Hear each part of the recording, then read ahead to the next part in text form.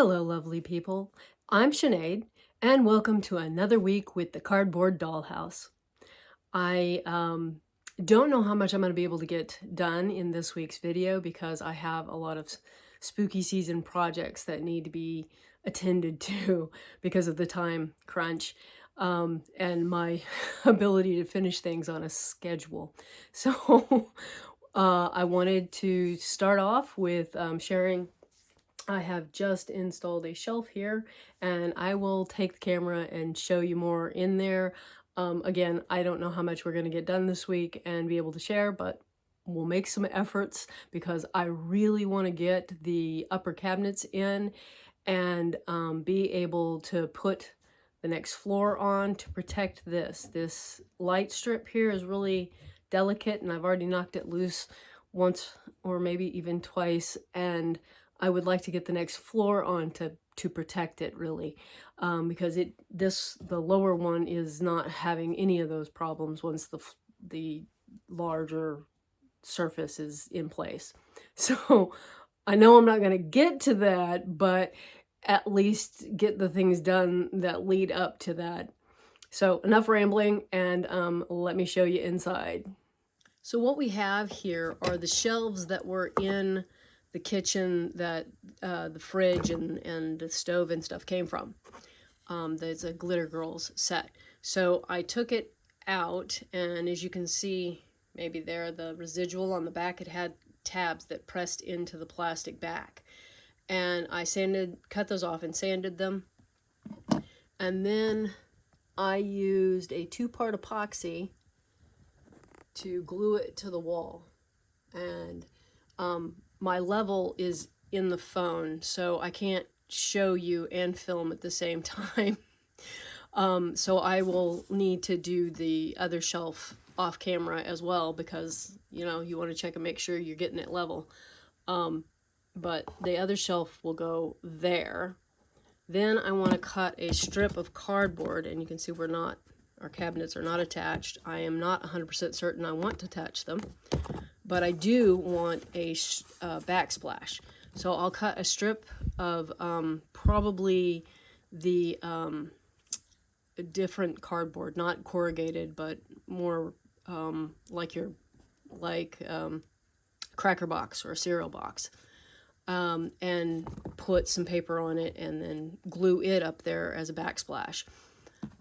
Scene of all the cookies. It didn't take any time, and the girls had moved in here, and see, she is just trying to come on, out you go, you're blocking the view. So you see the spots back here? This is the only hinge door that didn't go in right.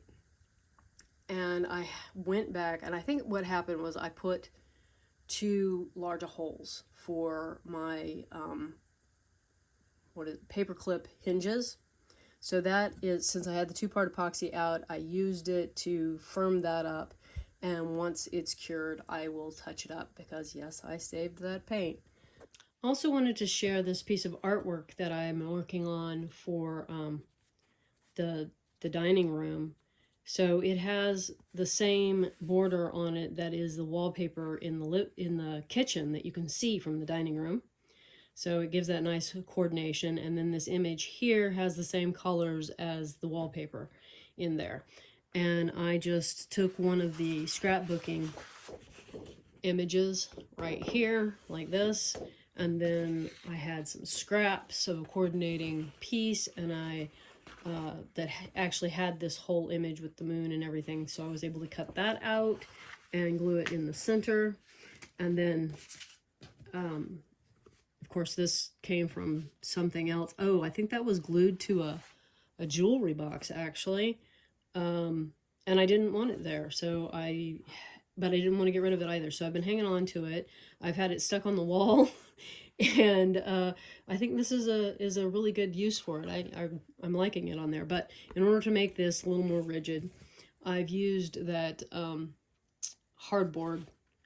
I don't actually like the name of this. That's why I don't hang on to it. But it's a type of cardboard, and used that underneath there for rigidity of the picture. And then I can use blue tack or sticky tack, poster tack, whatever you call it, to stick this in the dining room and be able to move it if I want to. This is the board that I will be cutting into strips for, or the type of board that I'll be cutting into strips for the backsplash.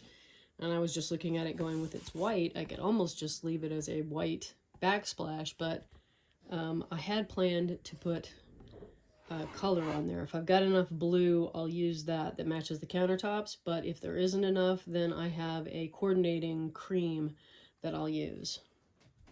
This is another piece of scrapbooking paper that I have made use of in the dollhouse. I am using it as an area rug underneath the dining room table, which in reality, I would never put a rug underneath my dining room table, but it looks good. So, and since I don't have to worry about them grinding in food into their rug, I get to enjoy how good it looks. I don't know if it'll ever show up in any photos, but I'm enjoying it.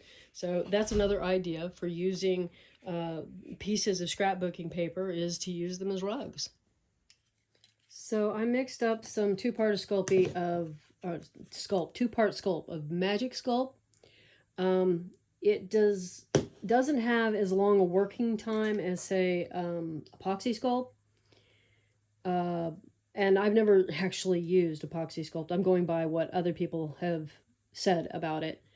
And one of these days I'm going to actually try it. But as long as I have the magic stuff, that's what I'm using.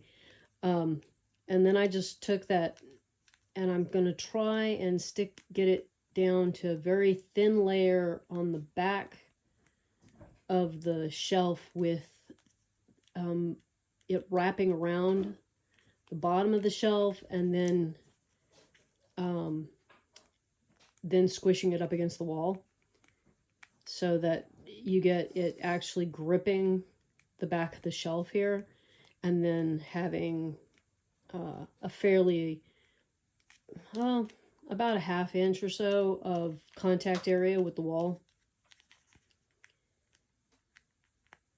And it takes a lot of just squishing, and then I'll use some tools once I get over there to the wall to try and even out what you see, because I don't want a lot, and if it squishes out the end like that, I'll take that off, and with a blade or tool, clay tool, so that I get a good adhesion on the wall without it looking too bad. And like I said, I have to use my phone for a level to make sure I stuck it on the wall right. And so I have to not be filming that part. Yeah, I could go get a regular level. I'm sure there's one somewhere. It's just been so long, I don't know where it went. Got put, is kept, etc., etc. So there's the shelf in, but as you can see, I have a round bottle up there that is working as my makeshift level so that I could show you this. If you can stick a round object on the shelf and it doesn't roll anywhere, it's pretty level. And I even checked it. Can't bump it too much because it's not completely dry. I can't get it on the shelf. Okay, so it doesn't roll off the shelf, which is a pretty good indication that it's level. And I am going to make some hot pads to hang from there on little S-hooks. Turn my back and the cats climb up here. So this is the tool that I used. It has basically the same thing on both ends, but one end is bigger than the other. It doesn't want to focus on it. There we go. To make the sculpt, the two-part epoxy, look more like caulking or just a regular adhesive that you would use in full-size construction, to get that down in there and smooth it out. And I used a little bit on the bottom side as well to kind of try and even up the bottom of the epoxy. So I cut these strips, about a one for the back splash, 1 inch wide, and then on these that are easily confused, the smaller pieces, I wrote where it goes on the back, so I could keep track of what I was doing. Now I am going to see what paper I can cover it with. Well, I only have scraps of the blue, and I think that there would be a lot of piecing going on to get enough. And I still might end up without being able to cover it all. So I am going to go with the lighter color. It's just, I've got 2 full sheets of the lighter color, so we're just going to use that. So I cut the strips of paper 1.5 inches wide, and the cardboard's 1 inch, as I said before, and I glue it on here then with it even on one end, and then I can take the craft blade and cut across here and have it the exact right length, then place glue on here and bring it around and glue it down. And if I accidentally cover up my words, rewrite them. So that is the strips, almost all ready to go into the kitchen. The backsplashes are in. We had a little bit of a glue accident up there, so we're gonna have to come up with a different stovetop. And there's still a gap because of the curve of the wall. So down here underneath, I've got a piece of that same cardboard. We're going to set that right on top of it, and it pretty much eliminates most of the gap. And over here on the end, I painted that with a little bit of white paint. And I went to do the painting on that and discovered, in spite of my best efforts to save the paint, it dried out. So I'll have to mix some new paint. Not a big deal. Just gotta do it. Cindy Joe says it's time to make a cuppa and I need to feed the cats. Time for you to go do your work elsewhere.